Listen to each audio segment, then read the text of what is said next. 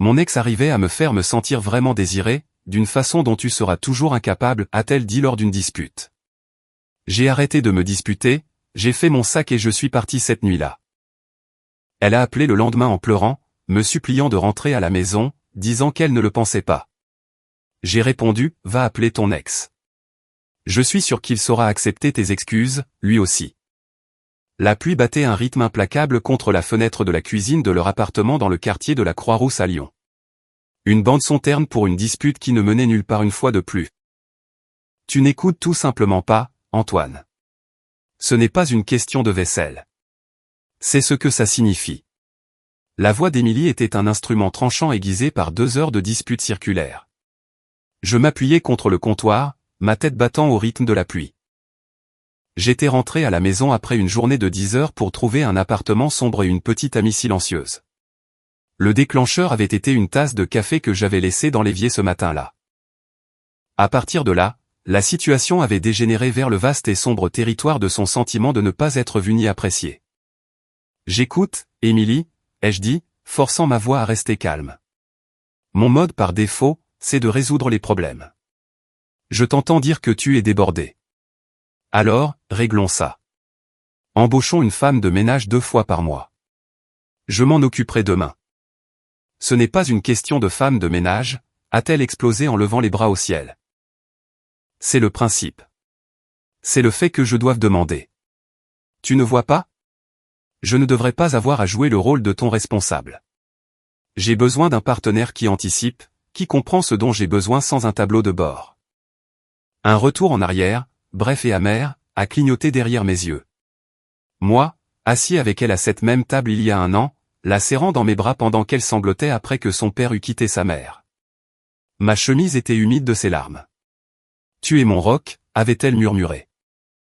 Je ne sais pas ce que je ferais sans toi. Le souvenir s'est dissous dans l'attention présente. J'essaie de comprendre, ai-je dit, la fatigue s'infiltrant dans mes mots. Je t'offre littéralement une solution au stress que tu décris. Que veux-tu que j'anticipe? Dis-le-moi et je le ferai. Argue. C'est ça. Dis-le-moi et je le ferai, a-t-elle imité. Sa voix était une parodie cruelle de la mienne. Tellement transactionnelle. Où est la passion, Antoine? Où est l'instinct? C'est comme si tu étais émotionnellement daltonien. Un autre retour en arrière. Elle me souriait depuis un lit d'hôpital il y a 2 ans, après qu'on lui ait retiré l'appendice. J'avais dormi dans cette horrible chaise pendant 3 nuits, lui apportant ses magazines préférés, gérant ses appels, m'occupant de tout pour qu'elle puisse simplement guérir. Tu prends si bien soin de moi, avait-elle dit en me serrant la main. L'homme de ce souvenir semblait être un étranger pour celui qui se faisait éviscérer dans cette cuisine trop éclairée. J'ai pris une profonde inspiration, en pinçant l'arête de mon nez. D'accord, je ne suis pas parfait. Je suis logique. Je vois un problème. Je veux le résoudre. C'est comme ça que je suis conçu. Mais tu dis que tu as besoin d'autre chose, de quelque chose de plus. Alors, aide-moi. À quoi cela ressemble-t-il? De quoi as-tu besoin que je ne te donne pas? Je l'ai demandé honnêtement. Une dernière tentative désespérée de combler le canyon qui s'était ouvert entre nous. Je voulais le plan. Je l'aurais étudié, mémorisé, je l'aurais construit pour elle de mes propres mains. Elle est restée très immobile. La rougeur de colère sur ses joues s'est intensifiée. Ses yeux, d'habitude d'un noisette chaleureux, étaient sombres et brillants. L'air a quitté la pièce. C'était le moment décisif. Je ne le savais pas encore, mais je venais de lui tendre le détonateur. Ce dont j'ai besoin, a-t-elle dit, sa voix descendant vers un registre grave et dangereux. Ce n'était plus fort. C'était intime, venimeux. Tu veux une liste? Tu veux que ce soit expliqué en détail pour ton cerveau logique qui résout les problèmes? Oui, ai-je répondu en me préparant au choc. Je le veux. Elle a fait un pas de plus. L'ombre d'un sourire, totalement dépourvu de chaleur, a effleuré ses lèvres. Bien, tu veux savoir? Très bien. Elle a fait une pause, laissant le silence s'étirer, s'assurant qu'elle avait chaque atome de mon attention. Mon ex, Damien, pouvait me faire sentir vraiment désiré d'une façon que tu ne pourras jamais. Les mots ne se sont pas enregistrés tout de suite. Ce n'étaient que des sons, bizarres et hors contexte, comme entendre une réplique d'un film étranger. Puis ils m'ont frappé. Une lance froide et acérée de nullité pure s'est enfoncée directement à travers mon sternum. Le bruit de fond de la pluie, le bourdonnement du réfrigérateur, le sang même dans mes propres veines. Tout s'est simplement arrêté. Le monde est devenu une image silencieuse et en haute définition de son visage tordu d'une cruauté triomphante. Elle n'avait pas terminé. Fortifiée par l'impact, elle s'est penchée en avant émotionnellement, physiquement, tout à la fois. Il savait comment faire pour qu'une femme se sente voulue, désirée, comme s'il ne pouvait pas respirer sans elle. Toi. Elle a lâché un petit rire moqueur. Tu me donnes l'impression d'être une tâche sur une liste de choses à faire. Tu es juste sûr, fiable, comme une vieille chaise confortable. Et je suis fatigué d'être à l'aise. Antoine, je meurs de faim. Comblé. Le mot a résonné, blessant et brutal. Jamais tu ne pourras. Un autre retour en arrière. Celui-ci involontaire et dévastateur. Elle sous moi dans cet appartement même à nos débuts. Ses yeux grands ouverts. Son murmure dans l'obscurité. Je n'ai jamais ressenti ça avec personne. Un mensonge.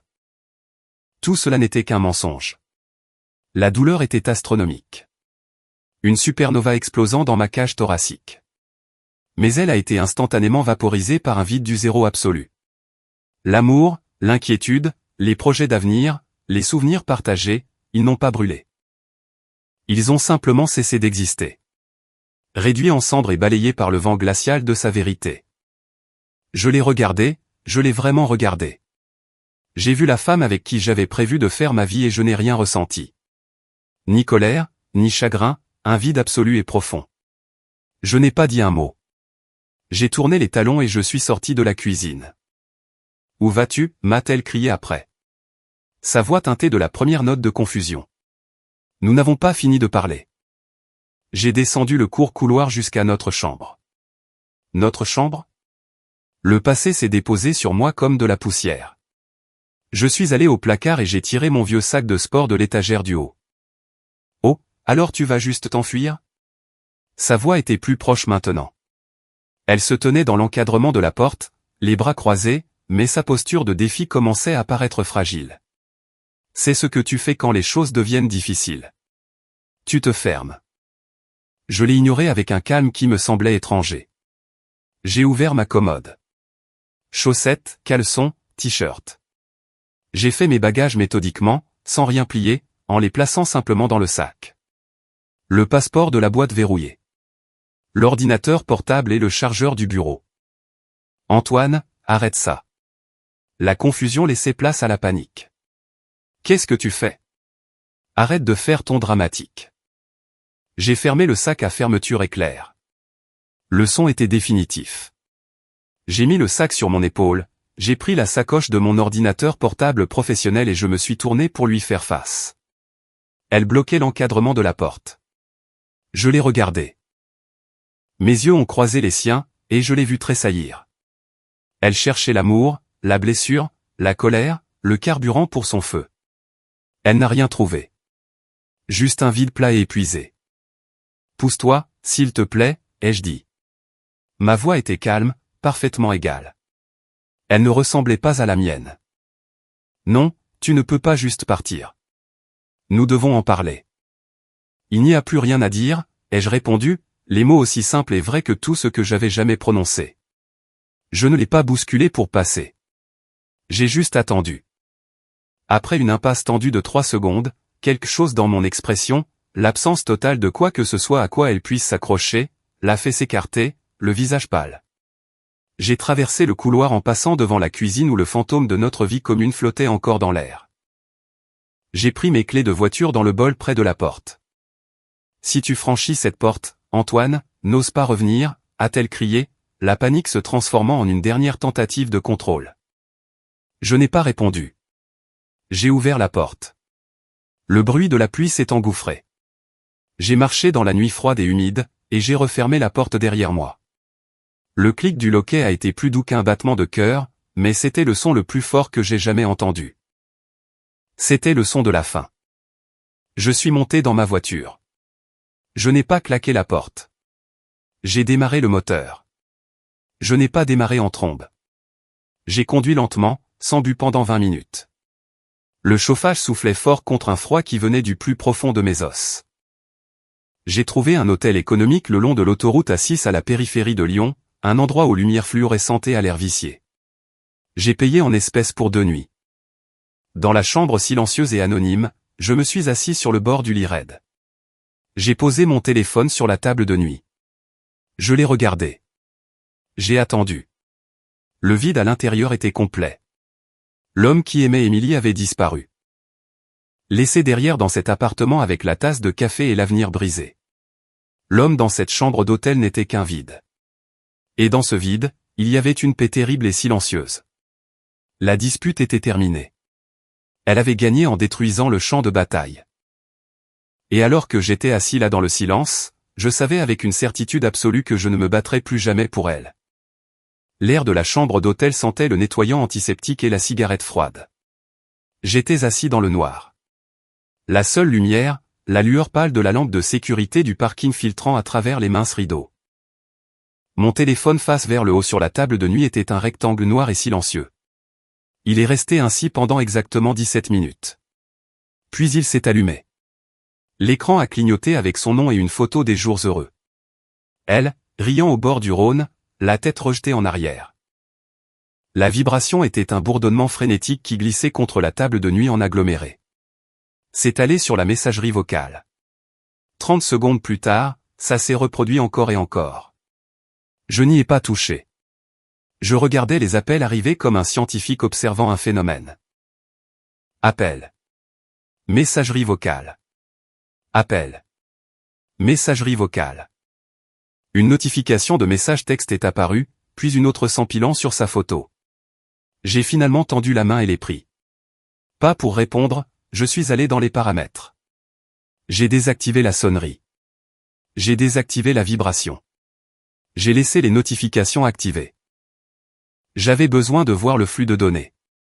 J'avais besoin de la preuve de la transition, du pivot de la cruauté au regret. C'était la seule chose qui semblait réelle. J'ai ouvert le fil de discussion. Émilie, 0h14. Antoine, où es-tu? Émilie, 0h18. C'est dingue. Rentre à la maison pour qu'on puisse parler comme des adultes. Émilie, 0h31. Je m'inquiète pour toi. S'il te plaît, réponds. Le ton était complètement faux. C'était le ton de quelqu'un qui avait égaré son portefeuille, pas de quelqu'un qui avait fait exploser sa relation. Je les ai effacés d'un glissement de doigts. J'ai ouvert la messagerie vocale. Le premier message datait de la rafale initiale. Sa voix était tendue, contrôlée, une fine couche d'inquiétude sur de l'acier. Antoine, c'est moi. Écoute, j'étais en colère. J'ai dit des choses que je ne pensais pas. Te voir partir en voiture au milieu de la nuit n'est pas prudent. Appelle-moi et dis-moi où tu es. Nous parlerons. Je l'ai supprimé. Le deuxième est arrivé 20 minutes plus tard. Le contrôle se fissurait. Ok, d'accord. Je suis désolé. Je suis désolé d'avoir dit ça à propos de Damien. C'était un coup bas. J'étais juste tellement frustré. Mais tu ne peux pas simplement partir. Nous avons une vie ensemble. Rentre à la maison, s'il te plaît. C'était un coup bas. Pas un mensonge. Une erreur tactique dans une dispute qu'elle pensait que nous avions encore. Je l'ai supprimé. Le troisième message vocal est arrivé à 1h47 du matin. Celui-ci était différent. La qualité sonore était étouffée, humide. Elle pleurait. Bébé, je suis tellement désolé. Je ne le pensais pas. Je ne pensais rien de tout ça. J'étais juste en colère. Je voulais te blesser parce que je me sentais blessé. S'il te plaît. Rentre à la maison. Il était horrible. Tu le sais. Tu es tout ce qu'il n'était pas. Tu es stable et bon et tu m'aimes. S'il te plaît, Antoine, s'il te plaît, réponds. Je t'aime. Voilà, le renversement complet. Le souvenir transformé en arme était maintenant un mensonge. Ma stabilité, autrefois son insulte, était maintenant ma vertu. J'ai ressenti un intérêt clinique distant. C'était le scénario prévisible. J'ai appuyé sur supprimer. Les textos ont continué toute la nuit. Une carte linéaire de sa panique grandissante. Émilie 2h23. Je ne peux pas dormir. Le lit est trop grand. Je suis tellement désolé. Émilie 3h11. S'il te plaît, juste un texto. Fais-moi savoir que tu es en sécurité. Émilie 5h02. Vas-tu vraiment jeter 3 ans pour une seule phrase? Ce dernier m'a fait expirer un rire silencieux et sans humour dans la pièce sombre. Le cadrage. Je gâchais tout en n'acceptant pas sa frappe nucléaire puis ses excuses, en refusant de participer au cycle plus longtemps. Quand la lumière grise de l'aube s'est glissée dans la pièce, je me suis levé. Le vide à l'intérieur s'était solidifié en un objectif froid et clair.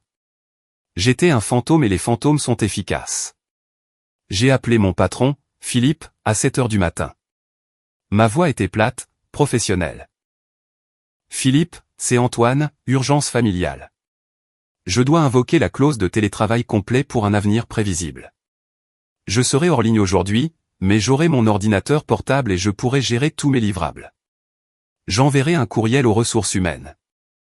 Philippe, un homme chic, a entendu la finalité atone dans ma voix. Mince, Antoine, tout va bien? Prends ce dont tu as besoin. Nous nous occuperons de la réunion de coordination. Merci. C'est sous contrôle. C'était la première chose vraie que j'avais dite. J'ai trouvé une location à court terme en ligne, un studio meublé dans un complexe de l'autre côté de la ville. Il était disponible immédiatement. J'ai payé la caution avec une carte bancaire sur laquelle elle n'était pas. Je l'ai réservée pour 3 mois. Ensuite, je suis allé sur le site web de service de tâches d'entreprise le plus stérile que j'ai pu trouver. J'ai rempli un formulaire. Récupération des articles et emballage, clé sous le paillasson. Les articles sont dans le placard de la chambre principale et le bureau marqué Antoine. Emballé, tout est livré au garde-meuble numéro 417 au centre de stockage sécurisé sur l'avenue Jean Jaurès. Je leur ai donné le code du garde-meuble que je venais de louer en ligne. J'ai joint une photo de mon permis de conduire pour vérification. Je l'ai programmé pour 2 jours plus tard, un mardi, quand elle travaillait sa demi-journée à la boutique. Je disséquais notre vie commune avec l'émotion d'un chirurgien retirant un membre nécrosé. Propre, précis, sans sentiment. Mon téléphone continuait sa danse silencieuse et lumineuse. Émilie, 9h15. Tu ne vas vraiment pas répondre après tout ça. Émilie, 11h30. J'ai appelé ton bureau. Philippe a dit que tu travaillais à distance. Qu'est-ce que ça veut dire? Qu'est-ce que tu fais? Émilie, 16h45. Bien. Sois comme ça. Tu as toujours été un lâche. Tu ne peux pas gérer une vraie femme avec de grandes émotions. Damien avait raison à ton sujet. Damien avait raison à ton sujet. Ce message était une grenade. Il m'a tout dit. Elle l'avait déjà appelé. Elle était allée chercher du réconfort à la source même du poison. Le cercle était complet et j'étais définitivement en dehors. Le dernier faible pincement fantôme de quoi que ce soit. Perte, regret, s'est évaporé. C'était presque un soulagement. Une semaine a passé. Les textos sont devenus moins fréquents, plus en colère. Émilie, jour 5. Les employés sont venus. Tu as fait emballer tes affaires par des inconnus. Tu es incroyable. Si froid. Émilie, jour 7.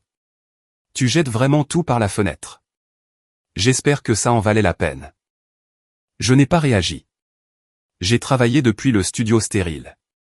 J'ai acheté un seul jeu de draps, de serviettes, une cafetière. Je suis allé faire de longues courses éprouvantes le long des berges du Rhône jusqu'à ce que mes poumons brûlent et que mon esprit soit vide. Je me suis inscrit dans une salle de sport ouverte 24 heures sur 24 et j'y allais à minuit, soulevant des poids dans une pièce silencieuse au mur de miroir, observant ma posture avec un intérêt détaché. L'épuisement physique était la seule chose qui faisait du bien. C'était une douleur propre et honnête. Puis le point d'inflexion, un texto de Laura, une amie commune qui avait été plus proche d'Émilie. Laura, 3e semaine. Salut, Antoine. Écoute, je ne veux pas être au milieu, mais je m'inquiète pour Émilie. Elle ne va pas bien. Elle boit beaucoup. Et elle traîne de nouveau avec Damien. Je crois qu'elle l'a appelé la nuit où tu es parti. Je lui ai dit que c'était une idée monumentalement mauvaise, mais elle ne veut rien entendre. Je pensais juste que tu devais le savoir. J'ai fixé le message. Je n'ai ressenti aucune jalousie, aucune colère contre Damien, juste une validation profonde et lasse. Bien sûr, le méchant de son histoire, la référence de mon échec, était aussi son réconfort. C'était si tragiquement prévisible, c'était presque ennuyeux. J'ai tapé ma première communication avec quiconque de notre ancien monde depuis des semaines. Moi, merci de me l'avoir fait savoir. C'était tout. Pas de questions, pas d'émotion, un accusé de réception des données. Le flux de données d'Émilie a encore changé. La colère s'est estompée, remplacée par un ton plaintif et confus. Émilie, semaine 4. Pourquoi est-il comme ça? Il avait promis qu'il avait changé. Émilie, semaine 5.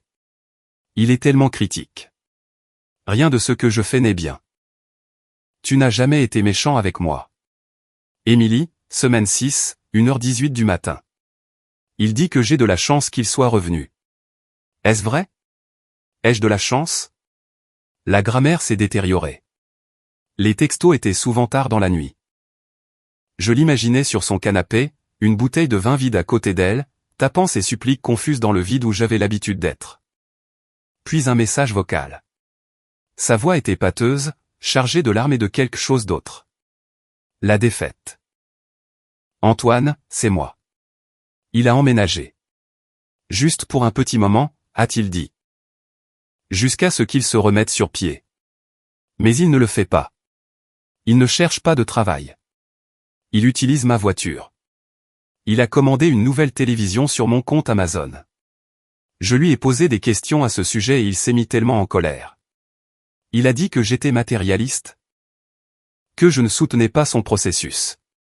Tu m'as toujours soutenu, même quand mes idées étaient stupides. Pourquoi ai-je fait ça?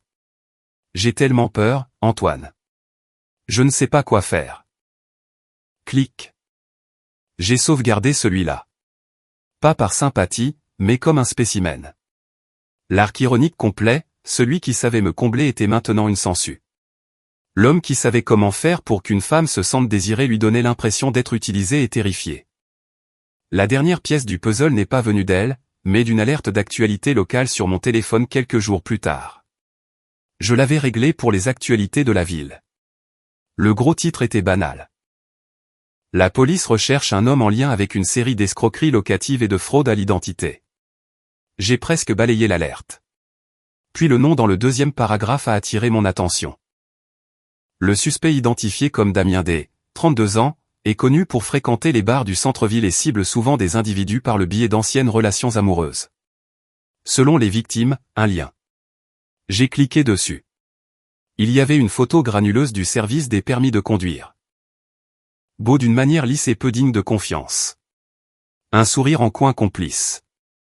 Damien. L'article détaillait tout. Enjôler d'anciennes conquêtes. Emménager temporairement. Emprunter des informations financières pour des investissements conjoints. Ouvrir des lignes de crédit puis disparaître. 2 mandats d'arrêt en cours. D'autres victimes probables. J'ai fermé l'article. J'ai regardé par la fenêtre de mon studio propre et calme. Le soleil se couchait. Je n'ai rien ressenti. Pas de triomphe. Pas de je te l'avais bien dit. C'était juste une conclusion factuelle à un chapitre que j'avais déjà fini de lire. Mon téléphone s'est allumé une fois de plus cette nuit-là. Pas un texto, un message vocal, le dernier que j'allais jamais écouter. Sa voix était un murmure brisé. Toute fierté et toute prétention avaient disparu. Ce n'était que de la peur animale à l'état brut. Il est parti. Il a pris l'argent du bocal. Il a pris le collier de ma grand-mère. La police était là. Ils m'ont montré sa photo. Ils ont posé des questions sur moi. Ils pensent que je savais. Antoine, c'est un escroc. Tout ce qu'il m'a dit était un mensonge.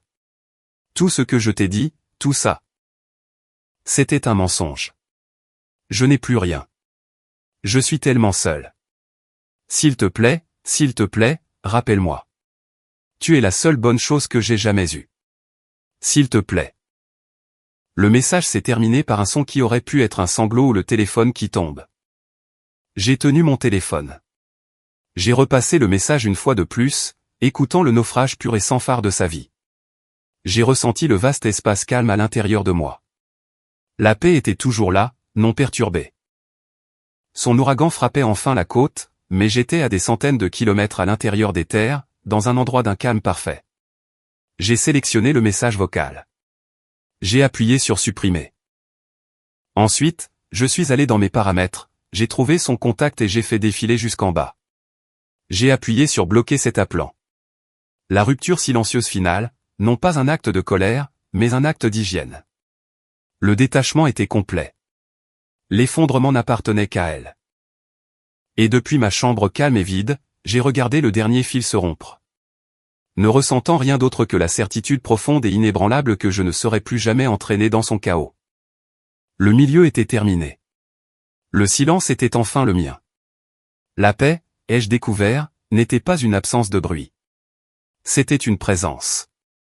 La présence du silence que vous avez choisi, d'un espace qui n'appartenait qu'à vous.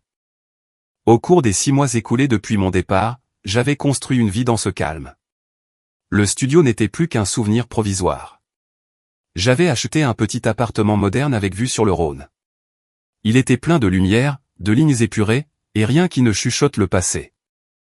Mon corps, autrefois un simple réceptacle fonctionnel, avait été remodelé par la discipline.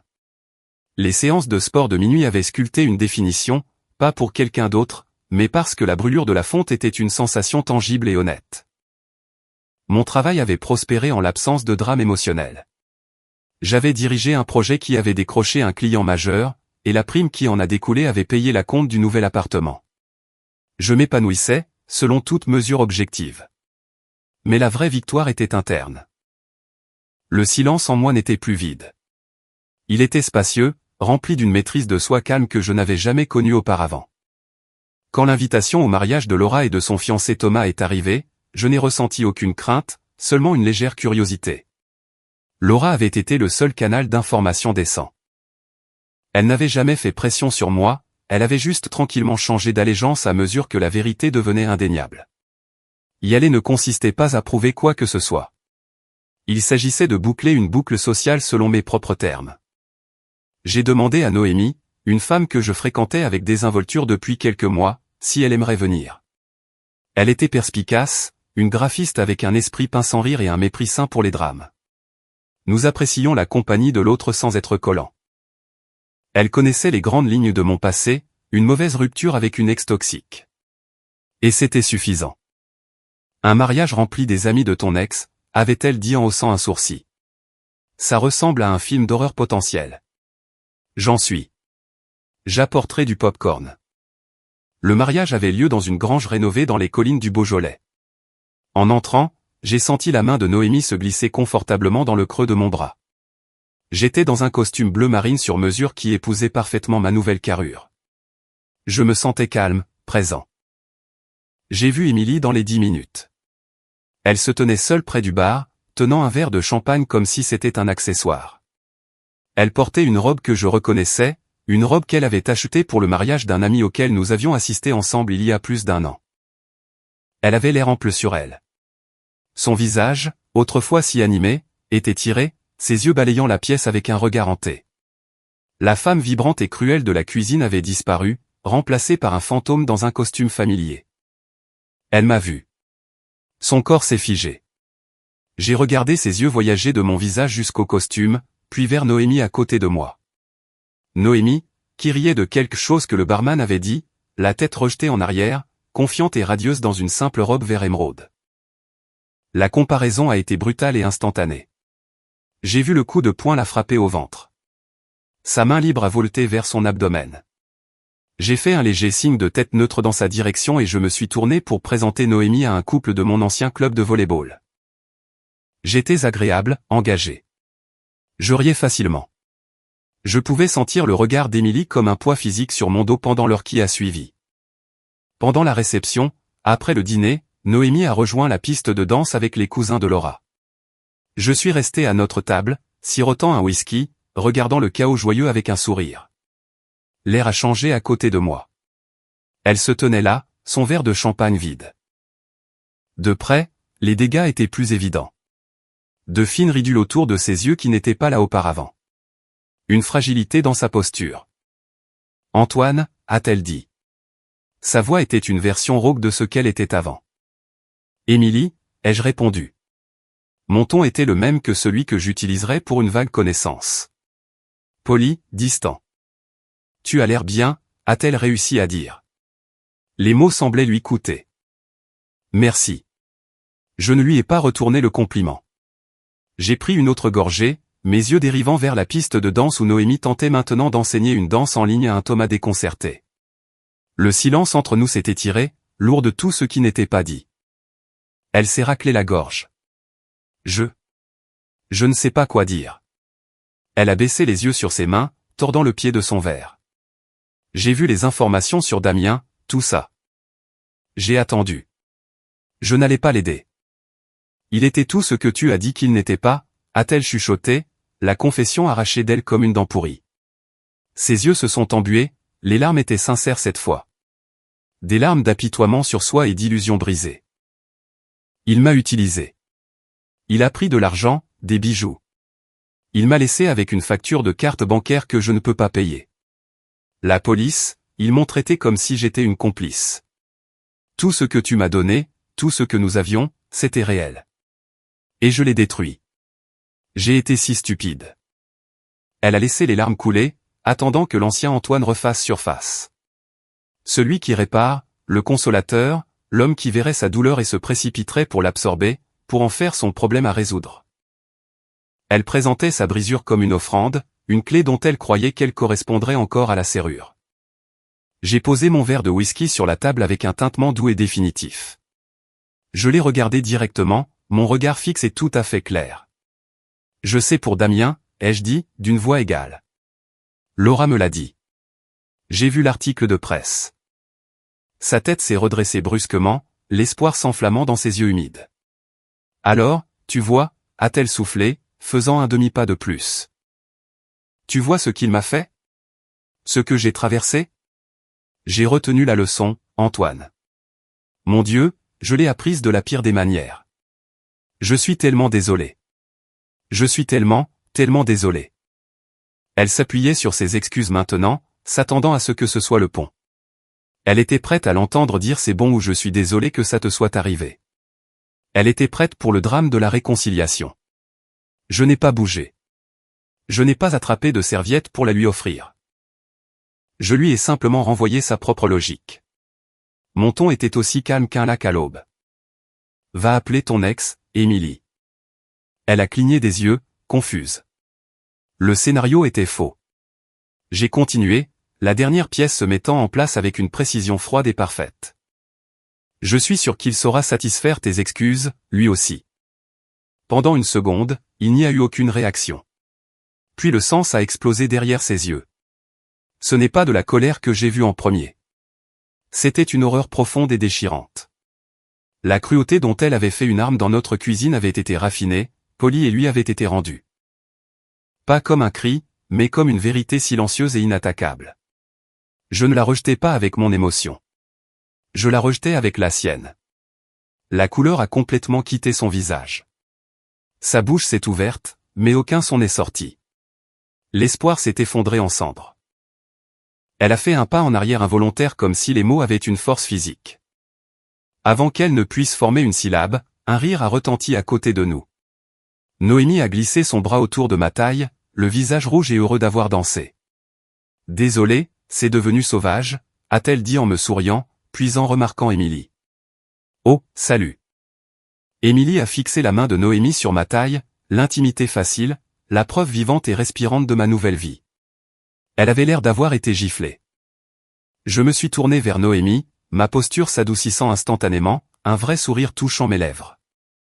Noémie, je te présente Émilie. Une vieille amie. Émilie, voici ma petite amie. Noémie. Une vieille amie. La rétrogradation ultime, la gomme finale. Pas le grand amour, pas la perte dévastatrice. Une vieille amie, une note de bas de page. Noémie a tendu une main, chaleureuse et inconsciente de l'hiver nucléaire auquel elle assistait. Ravi de vous rencontrer. La main d'Émilie a tremblé alors qu'elle l'attendait pour une poignée de main molle et brève. Elle ne pouvait pas parler. Ses yeux étaient verrouillés sur les miens, hurlant une supplique silencieuse et désespérée qui n'a trouvé aucune prise. Nous étions juste en train de prendre des nouvelles, ai-je dit à Noémie, la voix légère. Prête à y retourner? Je crois avoir vu un photomaton. Absolument, a dit Noémie, rayonnante. J'ai fait un dernier signe de tête désinvolte à Émilie. Prends soin de toi. Puis je me suis tourné, guidant doucement Noémie par le bas du dos, et je m'éloignai. Je n'ai pas regardé en arrière. Je n'en avais pas besoin. Je pouvais sentir le vide que j'avais laissé derrière elle. La compréhension absolue et écrasante qui s'était installée à sa place. L'homme qu'elle avait brisé s'était volatilisé. L'homme qui restait était quelqu'un qu'elle ne connaissait pas et qu'elle ne pourrait jamais atteindre. Il était guéri, entier et irrévocablement parti. Alors que nous sortions dans l'air frais de la nuit plus tard, Noémie m'a serré la main. Elle semblait intense, a-t-elle dit légèrement. J'ai levé les yeux vers le ciel clair parsemé d'étoiles, j'ai pris une profonde inspiration de l'air libre et pur, et j'ai senti la dernière faible ombre de cette ancienne vie se dissoudre dans le néant. Elle l'était, ai-je dit, portant la main de Noémie à mes lèvres pour un bref baiser. Il y a toute une vie. Et c'était vrai. Dans la paix calme et spacieuse que je portais maintenant en moi, Émilie et son chaos n'étaient même pas un souvenir. Il n'était plus pertinent. Et c'était la conclusion la plus satisfaisante de toutes. Commentaire, cette histoire m'a vraiment fait réfléchir à l'importance de notre propre dignité. Je trouve qu'il est essentiel de savoir poser des limites claires dans nos relations pour nous protéger. Choisir la paix intérieure demande parfois du courage, mais ça en vaut toujours la peine. La gentillesse envers soi-même est une forme de responsabilité que nous avons tous. J'aimerais que vous preniez le temps de penser à ce qui vous apporte vraiment du calme au quotidien. Guérir, c'est aussi apprendre à s'entourer de personnes qui nous respectent profondément. Merci à vous d'être là et de partager ces moments de réflexion avec moi. Chaque jour est une occasion de choisir le respect de soi et la sérénité. Je crois sincèrement que nous pouvons tous avancer vers une vie plus apaisée. On continue ensemble, et je suis ravi de vous accompagner dans ces découvertes. Si vous avez aimé, n'oubliez pas de laisser un commentaire et de soutenir la chaîne en vous abonnant. À bientôt pour les prochaines stories.